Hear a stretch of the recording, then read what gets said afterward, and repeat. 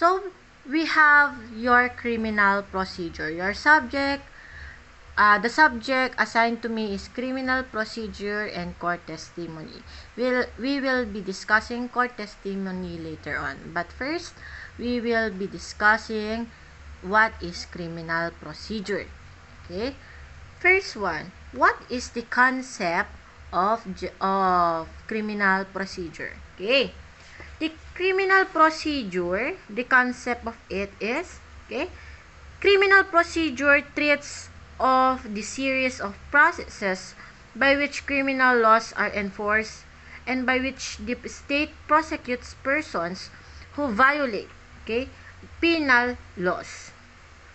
Sa klarong language ng Supreme Court natin, criminal procedure regulates the steps by which one who committed a crime is to be punished.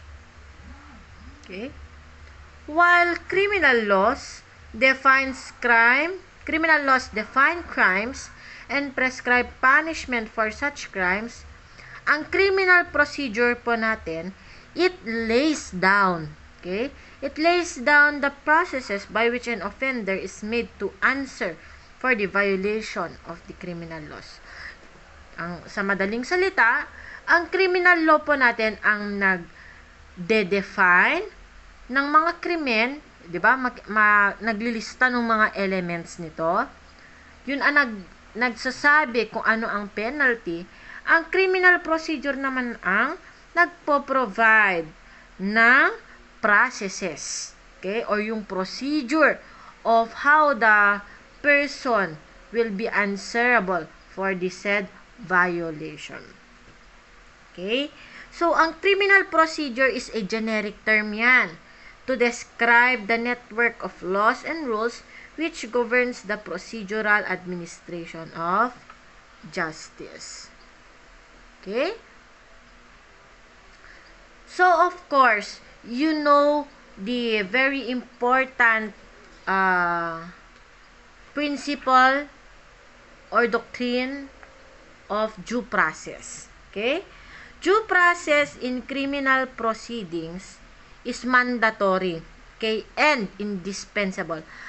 Pag sinabi nating indispensable, okay, hindi pwedeng mawala. Dapat present yan palagi. Ano bang ang due process? Di ba dalawa ang due process? Substantial due process at procedural due process. Okay? In a very common, okay, a knowledge of everyone, due process means, okay, there must be a, hindi lang notice and hearing, okay, hindi siya notice at hearing, it must be notice and opportunity to be heard, okay, kasi hindi naman, may mga cases, kasi hindi naman necessary ang hearing. What is important is, you have the opportunity to be heard. Okay? So, my question, and the next I will be discuss is, requisites for the exercise of criminal jurisdiction. This is the question. Okay? How is jurisdiction, okay, acquired? How is jurisdiction over the subject matter acquired? Paano daw nagkakaroon ng jurisdiction over the subject matter? What is jurisdiction? Okay? Jurisdiction is the power of the court to try and hear the case. Okay? And how is jurisdiction over subject matter? Kasi magkaiba yon, over the person, over the subject matter acquired. Okay? Of course, it is conferred by law. Okay? It cannot be conferred by parties' jurisdiction. Hindi pwedeng mga parties ang mag-provide kung kailan sila under the jurisdiction of the court. It is always conferred by law. Okay? And A reading of jurisprudence and treatises on the matter discloses the following basic requisites before a court can acquire jurisdiction over criminal cases. Kailan nga ba, okay? Kailan nga ba nagkakaroon ng jurisdiction ang korte? Di ba, iba-ibang korte. Municipal Trial Court, okay? Metropolitan Trial Court, okay? Meron ding sa city, okay? Meron ding Regional Trial Court, Court of Appeals, Supreme Court, Court of Tax Appeals, okay? Here, sabi ng batas, okay? There are three, okay? There are basic requisites before a court can acquire jurisdiction over criminal cases. It can be jurisdiction over the subject matter, 1. Number 2 is over the territory. And number 3, over the person of the accused. Okay?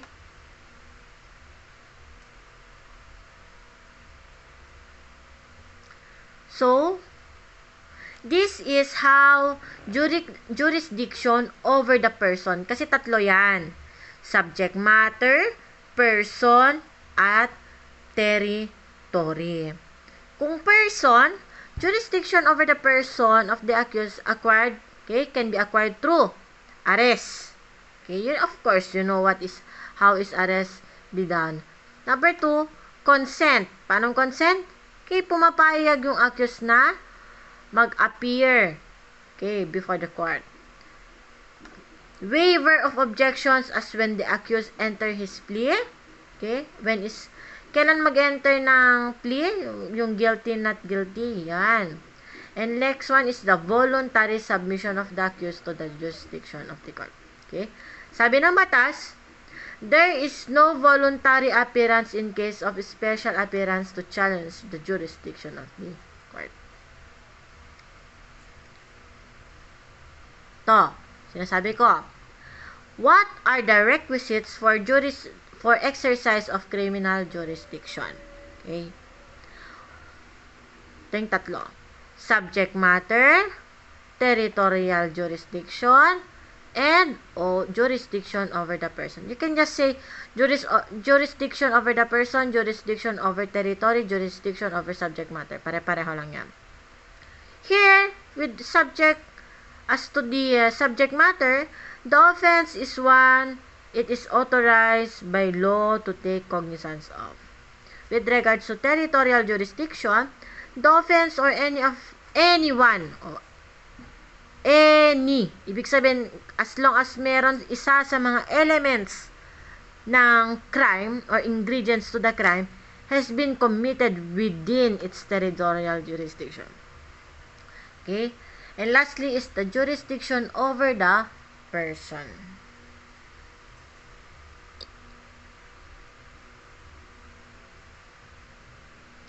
Sabi ng batas, itong tatlong ito, ang shortcut natin, lagyan natin ng shortcut, S, T, P.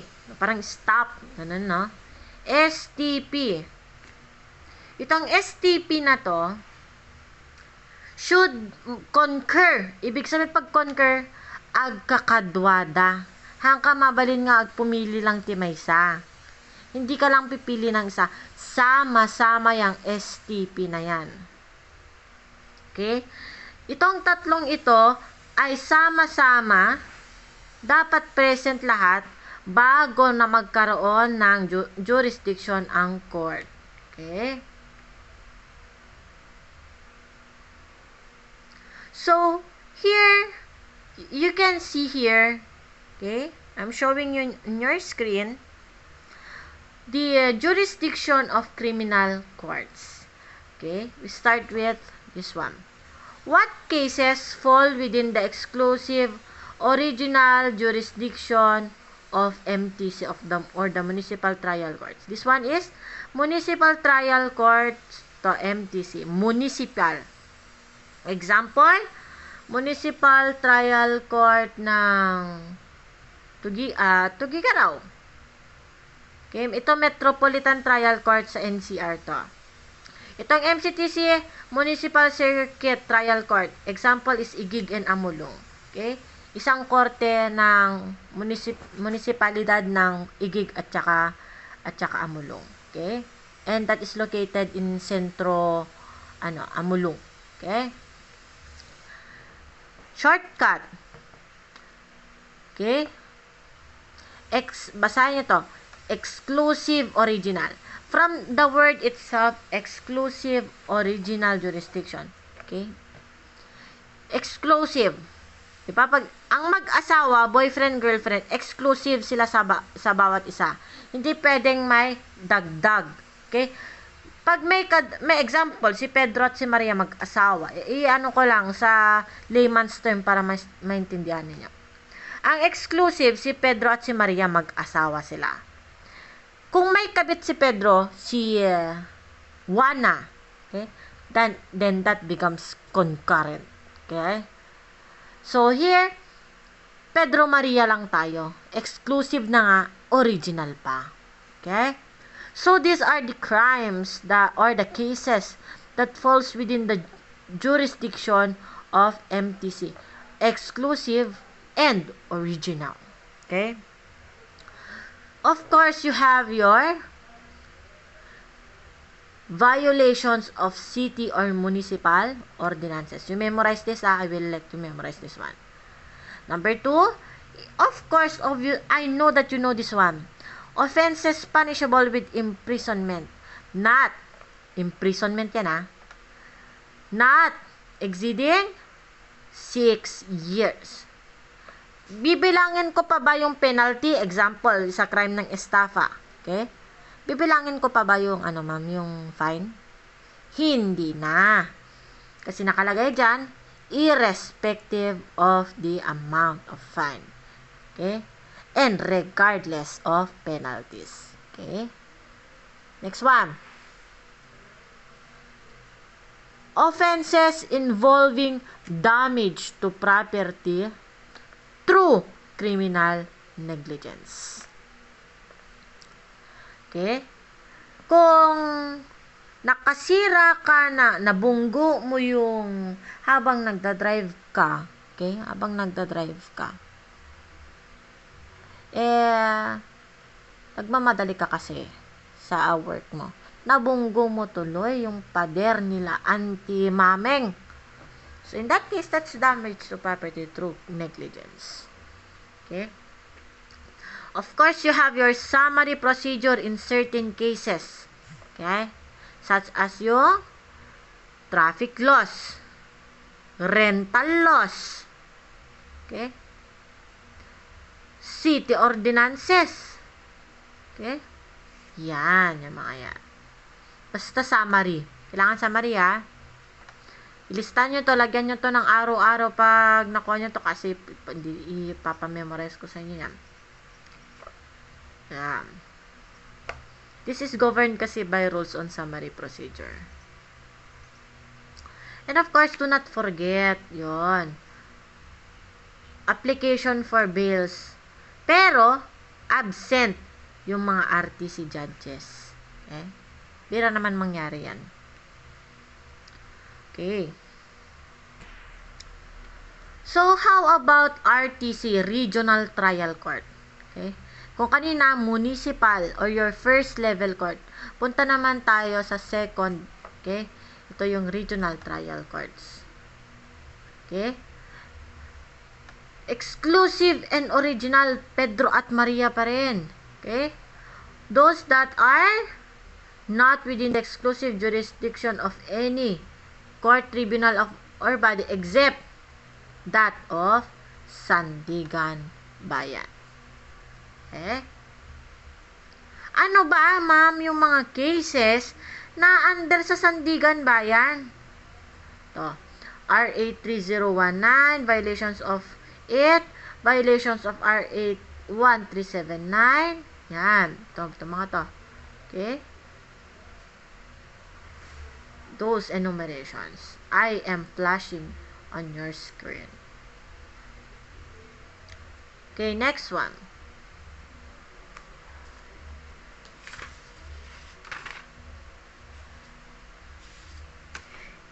court, yung korte, mga korte ba sa Pilipinas? Okay? Can a court in the Philippines, okay, acquire jurisdiction to try offenses not committed within its territorial jurisdiction? Okay? Sabi ng Supreme Court, you have your Article 2 of your revised penal code. Do you remember that one? Those that are yung extraterritorial jurisdiction. Okay? Yung if the revised penal code will still apply even if committed outside its territory. Yun yung if it should be committed while on Philippine ship or airship, should force or counterfeit any coin or currency note of the Philippine Islands or obligations and securities issued by the government of the Philippine Islands, should be liable for acts connected with the introduction into these islands of the obligations and securities mentioned above. Okay. Number 4 is while being a public officer and employee should commit on an offense in the exercise of their function. And lastly, should commit any of the crimes against national security and laws of nation. Okay? Ano ba yung mga crimes natin na nakalagay sa revised penal code na against national security? Okay? Example, treason, okay? Espionage, misprision of treason, violation of neutrality, correspondence with hostile country, flight to enemy's country, and of course, the conspiracy and proposal to commit treason. Okay? Next one.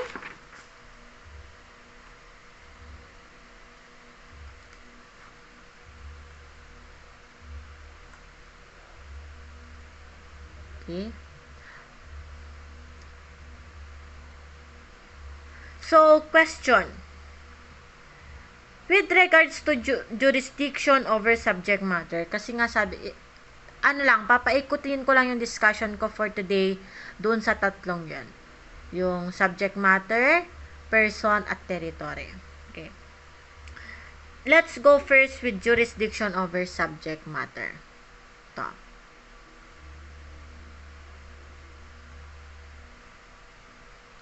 Bibigyan ko lang ng emphasis. Sabi ko sa inyo, it is always conferred by law. Okay? Generally, jurisdiction is the right to act or the power and authority to hear and determine a case. That is the meaning of jurisdiction. Tandaan nyo yan. It is the right to act or the power to hear and determine a case. Okay? It is a question of law. Pag tinanong ko kayo, may question of fact ba sa jurisdiction? The answer there is no. Okay? Because it is a question of law. Okay? The term imports the power and authority to hear and determine issues of facts and of law. The power to inquire into facts, to apply the law, and to pronounce judgment. Specifically, okay, criminal jurisdiction, punta tayo sa criminal jurisdiction tapos na tayo sa jurisdiction. Ang criminal jurisdiction is the authority to hear and try a particular offense and impose the punishment for it. Okay? Ang sabi ng batas natin, ang jurisdiction over the subject matter daw is the power to hear and determine cases of general class to which the proceeding in question belongs. Okay? Sabi ko din, nakalagay dito, diba? It is conferred by law. Ano ba itong sinasabi niyo na conferred by law kanina pa? Okay? How is jurisdiction over the subject matter is conferred? Paano ba nabibigay ng batas? Okay. Paano ba na lay down ng batas? Okay. Sabi dito, it is the law that confers jurisdiction and not the rules. Anong rules na sinasabi? Okay. The rule is that in order to ascertain whether a court has jurisdiction or not, the provisions of law shall be inquired into. Okay? Remember, it cannot be presumed. The law that confers jurisdiction, hindi dapat siya ma-presume. Okay? Hindi tayo assuming dito. Okay? It cannot be presumed. It must be clearly appearing from the statute or will, not be held to exist. Pwede bang yung mga parties ang mag-arrange na, hindi tayo dito sa igig.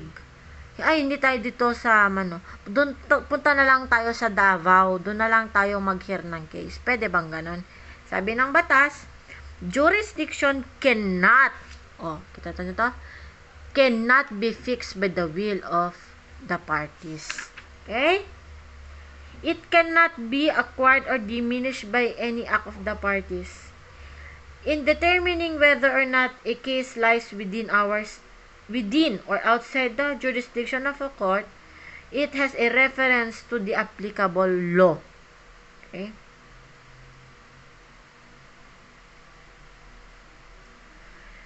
Since ang jurisdiction is conferred by law, inuulit-ulit ko para walang magkamali pag magpa-recite ako, it is not conferred by mere administrative policy of one trial court.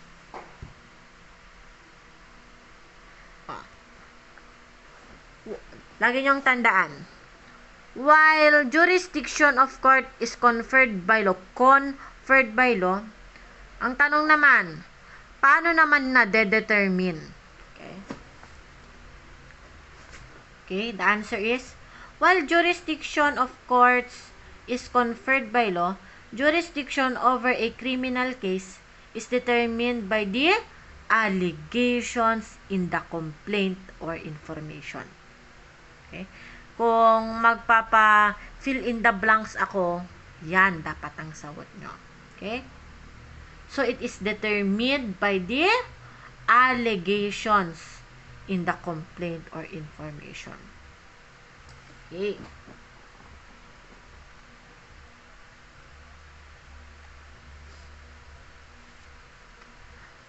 Lagi niyong tandaan, with regards to statute applicable to a criminal action, ano ba ang i-apply naming batas, ma'am? Example, may pinatay ako, wag naman pala ako, si Pedro na lang. Si Pedro, pinatay niya si Ana noong 1970. Okay? Tapos, wag naman pinatay na lang, ninakawan niya si Ana noong 1970. Ninakawan at muntik nang pinatay. Kaya attempted. Okay, may attempted siya. Attempted murder. Okay? Here, the law that will govern is not the law at the present 2022. Okay? But it is the law existing, okay, or in force at that time. Okay? At that time, the institution of the action. Okay? And of course, it's not during the arraignment of the accused. That is the case of Palana versus People. Always remember, okay, that the statute in force at the time of the institution of the action determines the jurisdiction of the court over the subject matter, and not at the time of its commission, kahit na yung penalty na i-impose at the time of its commission is less than, okay, and does not fall under the court's jurisdiction. So, bigyan ko kayo ng example. Where yung isang offense was allegedly committed on or about December 19, 1995. Okay, tagal na. Tapos, nag-file ng information noong May 21, 2004. So, that is 9 years after. Okay?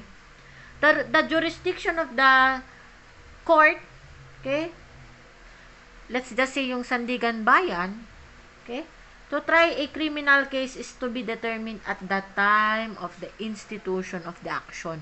So, nung 2004, okay, and not at the time of the commission of the offense.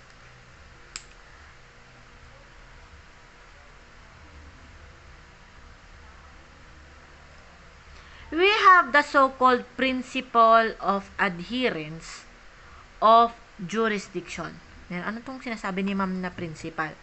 Principle of adherence of jurisdiction. Ito ang other term nito is yung continuing jurisdiction. Okay. The jurisdiction of the court is referred to as continuing in view of the general principle that once a court has acquired jurisdiction, that jurisdiction continues until the court has done all that it can do in the exercise of jurisdiction. Ang ibig sabihin nito, once na nakuha, once the court acquires jurisdiction over you, ikaw, that power or that jurisdiction is continuing, tuloy. Okay? That is the principle of adherence of jurisdiction. The jurisdiction, once vested, cannot be withdrawn. Okay? It cannot be defeated by a subsequent valid amendment of the information. Pwede bang mawala? Again, it cannot also be lost by a new law, kahit may bagong batas, amending the rules of jurisdiction. Example, in the case of Flores versus Sumalhag, okay? Yung korte daw, hindi nawala ng jurisdiction over the case ng isang public official kahit na, let's just say si Pedro, isang public official, okay? Kahit na si Pedro daw, he ceased to be in the office during the pendency of the case. Hindi na siya naging empleyado, okay?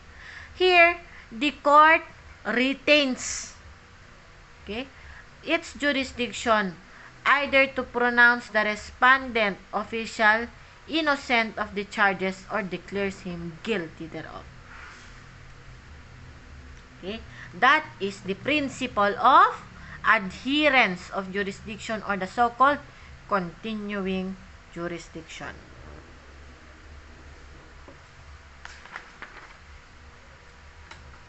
Next, we go to the criminal jurisdiction over the person.